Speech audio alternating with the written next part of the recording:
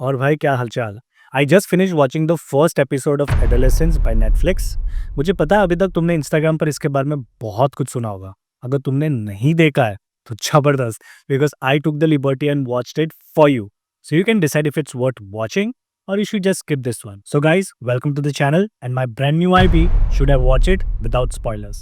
मेरा नाम है Shekhar, let's get started. Alright, इस मिनी सीरीज की स्टोरी एक क्राइम ड्रामा है जहां एक 13 साल के लड़के जेमी को पुलिस अरेस्ट करती है for an alleged murder of a classmate Katie, और कैसे एक 13 साल के लड़के की डिसेंट फैमिली पुलिस के कन्फ्रंटेशन से डील करती है। क्योंकि कम ऑन, यहाँ बात हो रही है एक जेनजी बच्चे की जहाँ उसके पास एक स्मार्टफोन और इंटरनेट एक्सेस है। सो यू कैन इमेजिन क्या क्या किया होगा उसने। Like in the first episode, police Jamie के डैड को उसके इंस्टाग्राम अकाउंट के स्क्रीनशॉट्स दिखाता है जहाँ जेमी ने बिकिनी में लड़कियों की फोटो रिपोस्ट की है, कमेंट्स किए हैं और बहुत कुछ।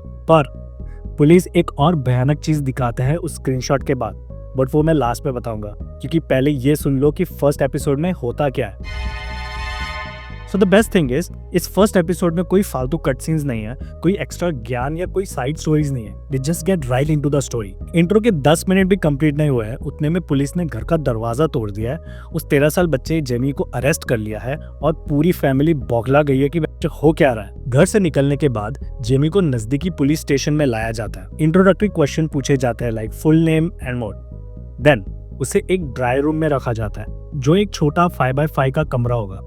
देन पीछे से उसकी फैमिली आती है और उन्हें एक सेपरेट रूम में रखा जाता है। ना, जेमी इज स्कैर्ड, उसकी फट रही है और वो बोले जा रहा है मैंने कुछ नहीं किया, और उसकी फैमिली अलग कमरे में परेशान है। माँ फोन पर किसी पड़ोसी को मैसेज कर रही होती है, जिसको देख के बाप बोलता है ये सही टाइम नहीं है लोगों को इन्फॉर्मेशन देना। ये सुन के वो भड़क जाती है ऑब्वियसली और बोलती है हमारे घर का दरवाजा ऐसे कौन तोड़ता है, मैं पड़ोसी को घर का ध्यान रखने के लिए बोल रही हूँ। रिमेंबर वो इंट्रोडक्शन सीन पुलिस के साथ जहाँ जेमी की बेसिक डिटेल्स ली थी। वहाँ उससे ये भी पूछा जाता है कि इंटरोगेशन रूम में उसके साथ कौन चाहिए, जिसमें जेमी अपने बाप का नाम देता है। ये सुनकर माँ थोड़ी ऑफेंड हो जाती है, बट बाद में समझ जाती है। और एक लॉयर के लिए भी पूछा जाता है कि तुम्हारे पास अगर लॉयर है वो लेके आओ, वरना पुलिस प्रोवाइड कर सकती है।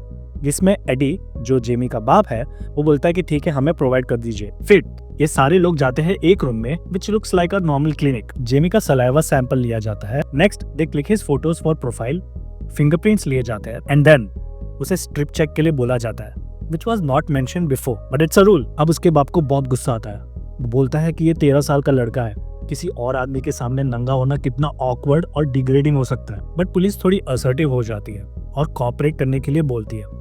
एंड एडी ने अगर थोड़ा और आर्ग्यू किया होता तो पुलिस तो धर देती उसको। एनीवेज, एडी के सामने जेमी के कपड़े उतारे जाते हैं, ऊपर से लेके नीचे तक पूरा सर्च किया जाता है, कोई वेपन या कोई चोट है या नहीं, ये सब देखने के लिए। ओके, उस पूरे सीन में जितना पुलिस उसके प्राइवेट पार्ट्स के पास सर्च कर रही होती है, उतना गुस्सा उसके बाप के अंदर आ रहा होता है और बुरा भी लग रहा होता है। एडी के 2 खून अगर माफ होते तो इन दोनों पुलिस की बैंड बजा देता हो। एडी जिस तरह उस इमोशन को शो करता है with just facial expression, it's amazing. After this, lawyer, Jamie and Eddie तीनों एक रूम में बैठ के डिस्कस करते हैं कि इंटरोगेशन को कैसे सॉल्व किया जाए। तो लॉयर जेमी को बोलता है कि जो भी ट्रिकी क्वेश्चन या कंफ्यूजिंग क्वेश्चन है उस पर नो कमेंट बोल के उसको खत्म कर दो, जो जेमी काफी जल्दी समझ जाता है। Now comes the main part, it's the interrogation room.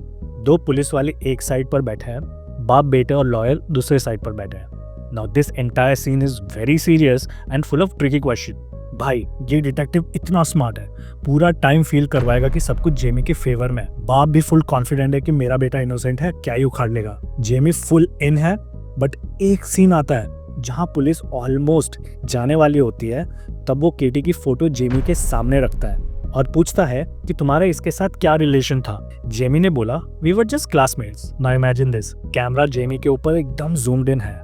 Detective murder explain करता है कि कैसे पार्किंग लॉट में इस लड़की को 7 बार चाकू घुसाया गया था, चेस्ट पर, लेग्स पर और कहा नहीं। डिटेक्टिव जब ये सब बोल रहा होता है तब कैमरा काफी क्लोज होता है जेमी के, जिसमें वो बहुत डर जाता है और रोना शुरू करता है।